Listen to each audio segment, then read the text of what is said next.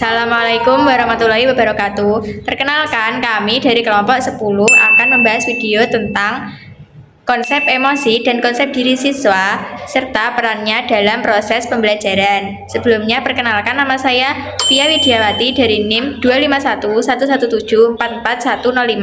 Dan saya Izatunisa Alia Atakia dengan NIM 25111744088. Selamat menonton.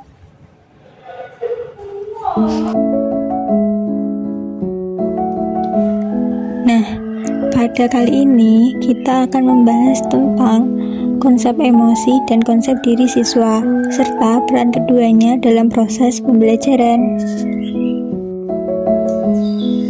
Apa sih emosi dan konsep diri itu? Nah, emosi itu adalah reaksi perasaan seseorang terhadap situasi tertentu yang mempengaruhi cara berpikir dan bertindak. Emosi positif seperti senang, tenang, dan percaya diri membantu siswa fokus dan termotivasi. Sebaliknya, emosi negatif seperti cemas, takut, dan marah bisa menghambat proses belajar. Lalu ada konsep diri. Konsep diri adalah cara seseorang memandang dirinya sendiri. Siswa dengan konsep diri yang positif percaya bahwa mereka mampu dan pantas untuk berhasil. Sementara siswa dengan konsep diri yang negatif itu mudah putus asa dan takut mencoba. Konsep emosi siswa. Emosi adalah respons psikologis terhadap situasi tertentu yang melibatkan perasaan, reaksi fisik, dan perilaku. Contohnya, ketika siswa mendapat nilai bagus, muncul rasa senang dan bangga. Nah, saat mereka gagal, itu malah muncul rasa kecewa atau cemas. Selanjutnya ada faktor yang mempengaruhi emosi siswa. Yang pertama, lingkungan sekolah dan keluarga. Suasana yang mendukung membuat siswa lebih tenang. Yang kedua, hubungan dengan teman sebaya.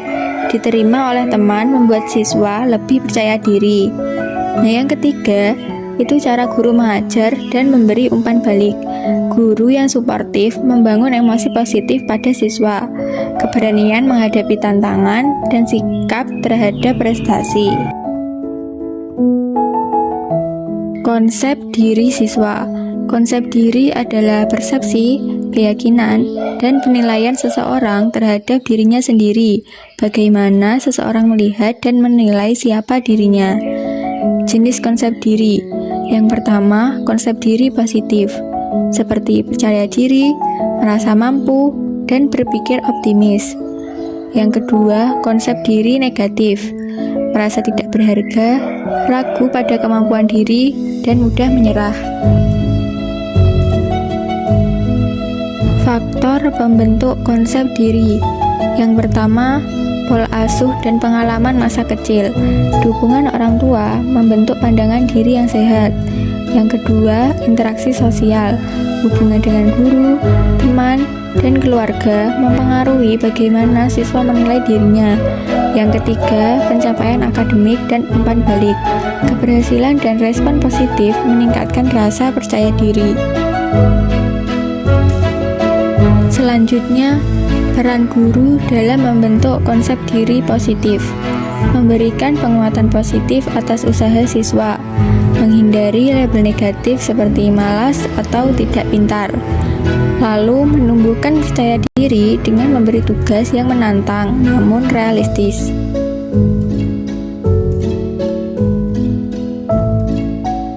Hubungan emosi dan konsep diri dalam pembelajaran. Keterkaitan emosi dan konsep diri. Yang pertama, emosi dan konsep diri saling mempengaruhi.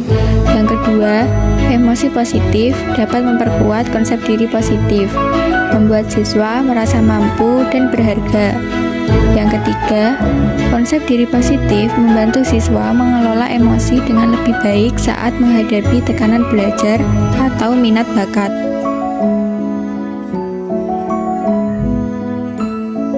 Dampak pada siswa. Siswa yang memiliki konsep diri positif lebih tahan terhadap stres akademik, tidak mudah menyerah, dan lebih cepat bangkit dari kegagalan. Lalu peran guru. Guru perlu memahami kondisi emosional siswa agar dapat menyesuaikan pendekatan belajar. Misalnya dengan menciptakan suasana kelas yang nyaman, memberi dukungan emosional, dan memberikan umpan balik yang membangun.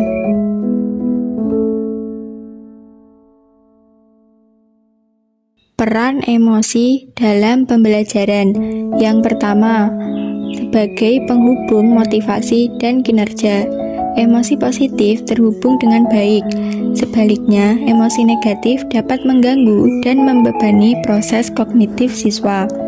Yang kedua, dampak menular.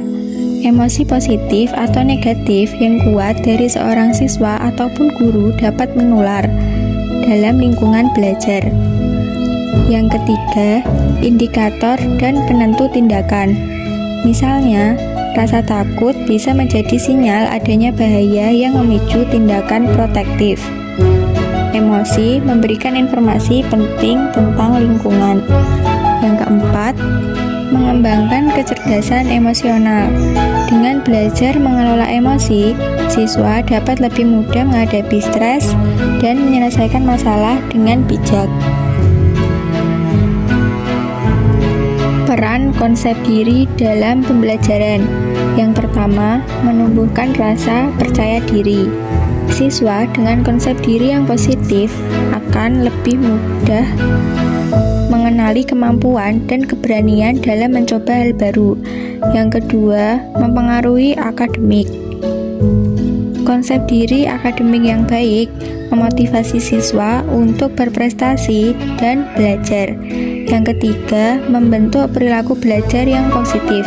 Ini berkaitan dengan keaktifan dalam menghadapi tantangan dan tanggung jawab.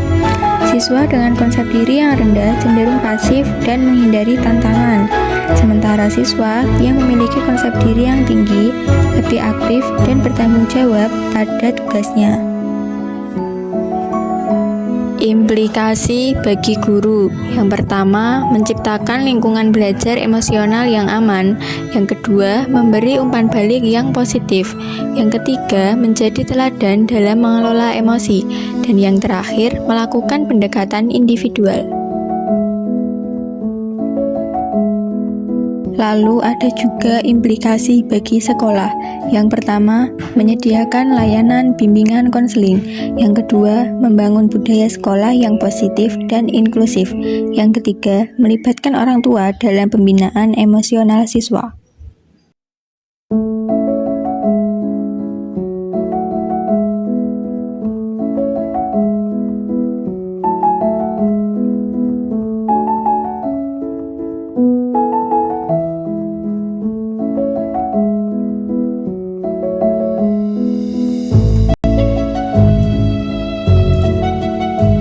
Terima kasih telah menonton video kami. Semoga video kami bisa bermanfaat.